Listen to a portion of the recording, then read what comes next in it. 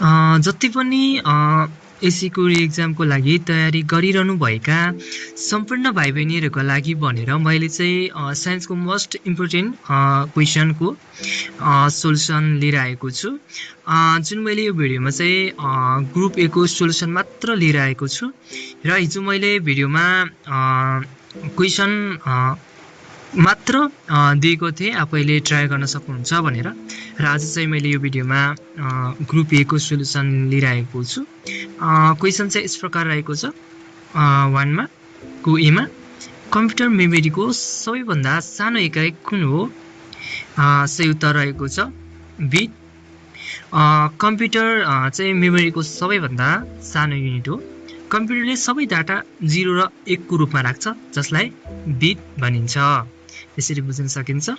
अनि question number 1 को be मा रहेको छ सल्लोलाई जिम्नोस्पर्म अन्तर्गत किन राखिएको हो? सही उत्तर रहेको छ यसमा बिउहरू नाङ्गा हुन्छन्।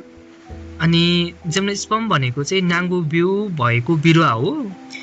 सल्लोमा फुल हुँदैन र यसको बिउ खुला अवस्थामा कोणभित्र हुन्छ, त्यसैले यसले जिम्नोस्पर्म भनिन्छ। एक्जाम्पल पनि हेर्न सक्नुहुनेछ। म छिटो सुरु गर्नेछु, टाइम अलि धेरै लङ हुनेछ। क्रम विकासको सिद्धान्त अनुसार कुन समूहका जीवहरू नजिकिएका हुन्? उत्तर नम्बर रहेको छ प्लाटेहेल्मिन्थेस, नेमाथेल्मिन्थेस, एनेलिडा। यी जीवहरू शरीरको बनावट अनुसार क्रमश विकसित भएका समूह हुन्। पहिले सरल जीव र पछि जटिल जीव विकास हुँदै गएका छन्, त्यसैले इभोल्युसनरी रिलेसनसिपमा नजिक मानिन्छन्। क्वेसन नम्बर 1 को डी मा रहेको छ समुद्री सतह वृद्धि हुनुको मुख्य कारण के हो त भन्दाखेरि चाहिँ सही उत्तर रहेको छ वन जङ्गलको विनाश, डिफरेस्टेसन। वन विनाश हुँदा वातावरण कार्बन डाइअक्साइड बढ्छ, यसले ग्लोबल वार्मिङ गराउँछ, बरफ पग्लिन थाल्छ र समुद्रको सतह बढ्छ। यसरी बुझिन्छ। त्यसैले डिफरेस्टेसन समुद्री सतह वृद्धि हुनुको मुख्य कारण हो। क्वेसन नम्बर 1 को ई मा रहेको छ पृथ्वीमा 50 केजी बोक्न सक्ने व्यक्तिले चन्द्रमामा कति बोक्न सक्छन् भनेपछि सही उत्तर रहेको छ 300 केजी। चन्द्रमामा गुरुत्वाकर्षण बल पृथ्वीको भन्दा 6 गुणा कम हुन्छ, त्यसैले त्यहाँ मानिसले बढी मास उठाउन सक्छ। सजिलो क्याल्कुलेसन, पृथ्वीमा 50 केजी उठाउन सक्छ भने चन्द्रमामा गुरुत्वाकर्षण बल 6 गुणा कम हुन्छ, त्यसैले उठाउन सक्ने मास 6 गुणा बढी हुन्छ। क्याल्कुलेसन 50 मल्टिप्लाई टाइम्स 6 गर्दा कति 300 आउँछ, त्यसैले चन्द्रमामा 300 केजी उठाउन सक्छ। सही उत्तर त्यसैले 300 रहेको छ भनेर बुझिन्छ। अनि हाइड्रोलिक लिफ्टमा सही सम्बन्ध कुन हो? सही उत्तर रहेको छ F2। अनि ल अनुसार दुवै पिस्टनमा प्रेसर बराबर हुन्छ। ठुलो पिस्टनको एरिया बढी हुने भएकोले त्यसमा बल पनि बढी हुन्छ, त्यसैले F1 F2 भन्दा बढी हुन्छ। लेन्सबाट बन्ने आकृतिको विशेषता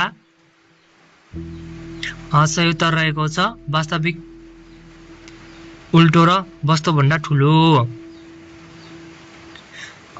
जब वस्तु कन्भेक्स लेन्सको फोकस र ट्युब बीचमा राखिन्छ तब इमेज वास्तविक हुन्छ, उल्टो हुन्छ, ठुलो हुन्छ, त्यसैले अप्सन आइबी सही हो। अनि यसमा रहेको छ हबल्स लले के प्रमाणित गर्छ? सही उत्तर ब्रह्माण्ड फैलिरहेको छ, युनिभर्स इज एक्सपेन्डिङ। किन भन्दाखेरि चाहिँ हबल्स ल अनुसार ग्यालेक्सिज एक अर्काबाट टाढा जाँदै छन्, यसले युनिभर्स विस्तार भइरहेको प्रमाणित गर्छ, त्यसैले युनिभर्स एक्सपेन्डिङ छ। डबल डिस्प्लेसमेन्ट रिएक्सन कुन हो? सही उत्तर रहेको छ XY plus AB XB plus AY। Double displacement रिएक्सनमा दुई कम्पाउन्ड बीच आयोन एक्सचेन्ज हुन्छ। इक्जाम्पल NaSl प्लस यो हेर्न सक्नुहुनेछ। यहाँ दुवैले आफ्नो स्थान परिवर्तन गर्छन्। डिटर्जेन्टलाई सोपलेस सप किन भनिन्छ? कथन र तर्क 1 सही उत्तर, सही तर तर्क 2 गलत। डिटर्जेन्टले सप जस्तै सफा गर्छ तर यसको केमिकल नेचर फरक हुन्छ, त्यसैले तर्क 1 सही हो। डिटर्जेन्ट कडा पानीमा पनि राम्रोसँग फिक्स हुन्छ तर सपले ह्याट वाटरमा फिक्स दिँदैन, त्यसैले तर्क 2 गलत हो भनेर बुझ्न सकिन्छ। तपाईहरुले यसको क्वेशन चाहिन्छ भने तपाईहरुले अर्को भिडियोमा गएर हेर्न सक्नुहुनेछ। मैले भिडियोको लिंक डिस्क्रिप्सनमा पनि राखेको छु।